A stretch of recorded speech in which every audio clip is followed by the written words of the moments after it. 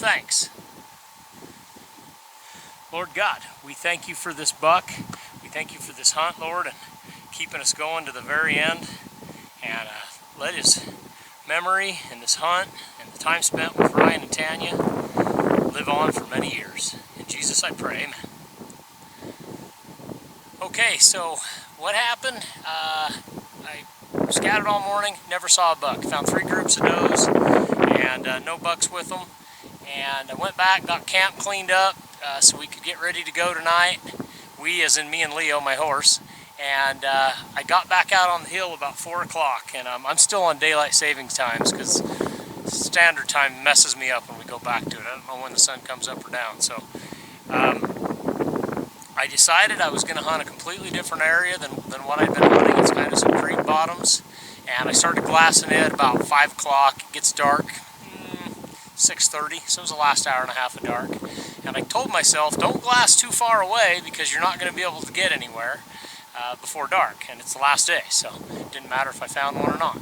And I can't help myself. At about 5:45, I started glassing a couple of knobs that were about a mile away. And, you know, keep in mind, it's going to get no shooting light in half an hour, 45 minutes, and sure enough, I saw a good buck. I saw a little buck squirt out of the brush, and I thought, man, something's in there, and I started glassing it, and out walked a buck. And I passed this buck up yesterday in a completely different area, literally, probably as the crow flies, only 3/4 of a mile, but as you'd have to walk it, you know, it's over a mile. And I saw this other buck. He was outside his ears. He was walking away from me. He looked pretty heavy. Didn't look like he had real deep forks, but I literally looked at him about 5 seconds, and I thought, ooh, that's a shooter. So I ran down the hill. I had the horse tied in the trees and told Leo, you got to cut 3/4 of a mile off here for me in about 10 minutes or I'm not going to have time to shoot. So we took off and running down through the creek bottoms. There was a little 2-track I caught, so that was good. And I'll tell you what, running with a rifle in a scabbard on a horse, you're just flopping. So I got up where I could hide the horse, and I figured I was still about 600 yards from the deer, and I hid in the bottom, and I crawled up to a little sagebrush knob. The does must have heard us coming because they were really alert. And man, I walked over that knob only about this far, just looking, thinking it was way out there. It was only about 400 yards, and she saw me.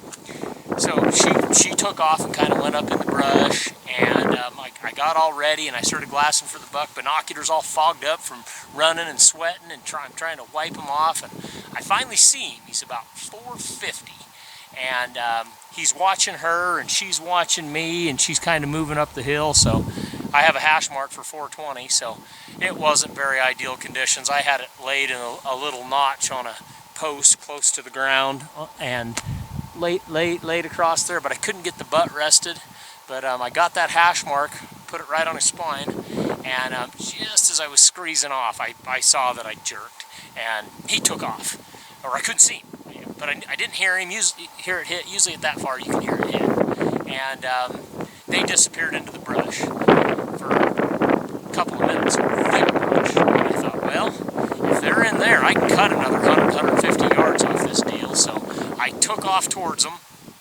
I'm kind of right out in the wide open sagebrush. I'm trying to stay low, go as fast as I can. And I came up to just a little hump in the ground.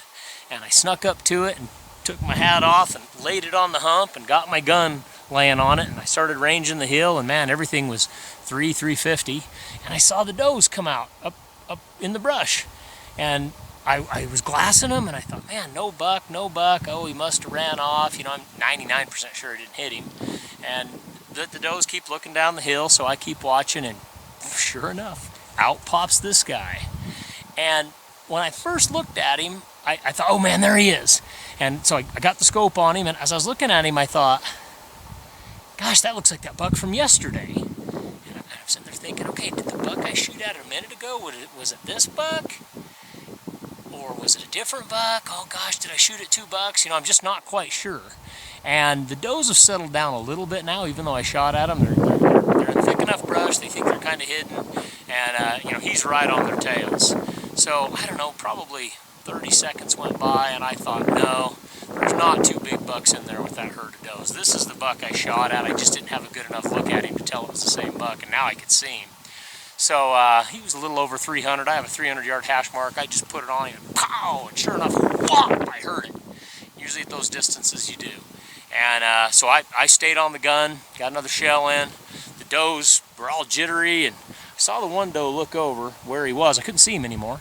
And boy, all of a sudden she just jumped out of her skin and took off. And I thought, man, he must be flopping around on the ground right there. And it's so close to dark now, I can't even hardly see. So I just mark a spot on the hill and I take off for him. And you know, 300 yards is still in steep country. It took me 5 minutes to get up there. Got up there and it had pummeled him. And sure enough, it's that same buck from yesterday. And I'm happy with him. Even though I passed him up yesterday, I passed him up because I still had prime conditions. Bucks in the rut, I knew where multiple doe groups were, and I just wasn't ready to take a buck of this size. So I'm not going back on my standards. I'd love to have a buck like this if it's the last night and it's the best one I could find, and this is the best buck I saw on this hunt. I did go double check to make sure I wasn't shooting at two bucks, and I went down in that brush and I kind of found where they were, and you know, no blood down there, no deer, no nothing. I think what it was just dark enough that I just didn't recognize him as the same buck as yesterday. And you know, I overjudged him just a little bit. I thought he was short forked and heavier, and I think it was just the light, the fading light and everything. So anyways, praise the Lord, I'm really happy with a buck like that on the last day. I'm sure he's a 4-year-old deer. Looking at that face, you know, you never know till you age him. I'll get him lab aged. That's the 4th good buck I've taken with that 270 Winchester Short Magnum, and all of them with Burger bullets. I am happy. It puts them on the ground. I don't have to put up with all the recoil of a 7 mag. I don't have to run a muzzle brake. And you know, shooting a hash mark system, you got to be flatter than shooting a dialing system, because you know, you're a little bit off. You don't have a hash mark for every single yardage, and so you know, if I'm off a little bit, it's good to know that you know, within decent amount of yardage, I'm going to be right in there. So I'm never going back to a scope that doesn't have a hash mark system unless something else comes out better. I'm really happy with it. So anyways, there he is, boys. Good buck. Really happy with him. Now I just got to get him out of here.